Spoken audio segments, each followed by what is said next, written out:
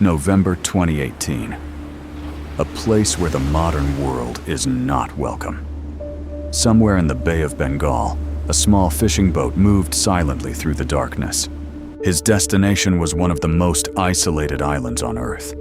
A place so mysterious that even today, almost nobody is allowed to visit it.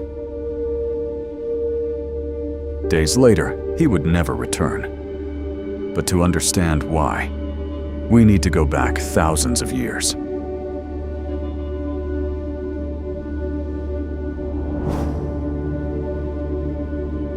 Hidden deep within the Bay of Bengal lies a small island known as North Sentinel Island. At first glance, it looks like paradise. White beaches, crystal clear water, dense tropical forests.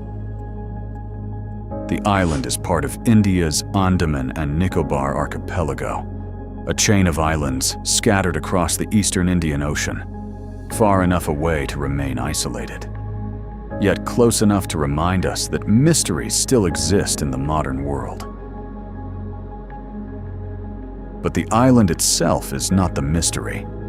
The real mystery is the people who live there, a community that has resisted the outside world for generations, the Sentinelese.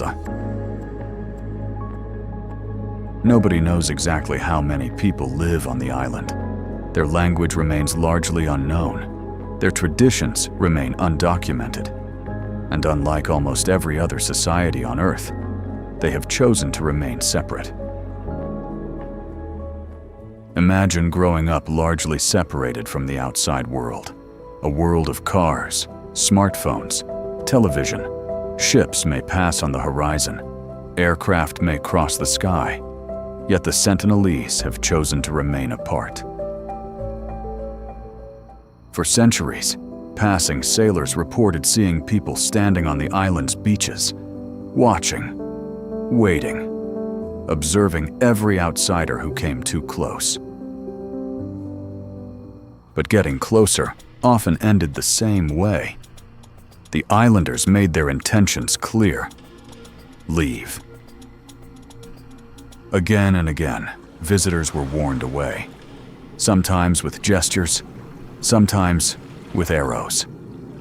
The message never changed. Then something happened that surprised researchers around the world. For a brief moment, it seemed as though the Sentinelese might finally accept contact.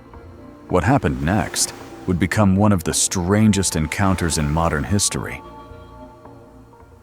Throughout the 20th century, researchers made several attempts to understand the Sentinelese, not to conquer them, not to change them, but simply to learn who they were. One of the most common strategies was surprisingly simple: gifts. Researchers would leave coconuts on the beach, metal tools, useful objects, then wait to see what happened. Sometimes the gifts were accepted, sometimes they were ignored, and sometimes they were thrown back into the ocean. The Sentinelese made their own decisions, and outsiders could never predict the outcome. Then came a moment that changed everything. In 1991, researchers witnessed something they had never seen before. Members of the Sentinelese approached peacefully. No arrows fired, no immediate hostility. Just, for the first time, it seemed possible that North Sentinel Island might slowly open itself to the outside world. Researchers around the world were fascinated. Could this finally be the beginning of peaceful contact? But what looked like progress was actually raising a much bigger question. What if contact itself was dangerous? Not for the visitors, for the Sentinelese. History had already provided the answer. Across the world, isolated communities had suffered devastating losses after contact with outsiders. Not because of violence, but because of disease. A common cold, a seasonal flu, illnesses that most people barely notice. For an isolated population with no immunity, they could be catastrophic. Gradually, experts began to realize something important. The greatest threat facing the Sentinelese was not isolation, it was contact. Then, in 2004, nature put that theory to the test. A devastating tsunami swept across the Indian Ocean. Entire communities were destroyed, and many feared North Sentinel Island had vanished forever. In the days after the tsunami, governments across the region rushed to assess the damage. Entire coastlines had been devastated. Thousands of lives had been lost. And among the many questions being asked, one stood out. What happened to North Sentinel Island? Officials dispatched a helicopter to check for survivors. As the aircraft approached the island, observers scanned the beaches below. Then they saw movement. Someone had survived. Moments later, one of the islanders stepped onto the beach, raised a bow, and fired an arrow toward the helicopter. Oddly enough, it was exactly the news researchers were hoping for. The Sentinelese were alive.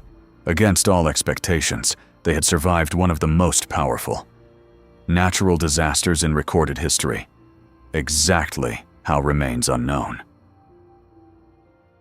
For years afterward, the island returned to silence. Few people attempted contact.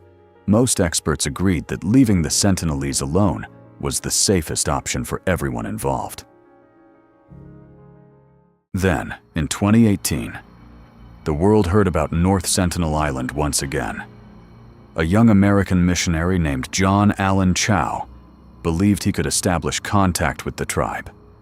Despite warnings from authorities, he decided to go. He paid local fishermen to take him near the island, then continued alone, toward a place that countless warnings had told him not to approach. Days later, he was gone.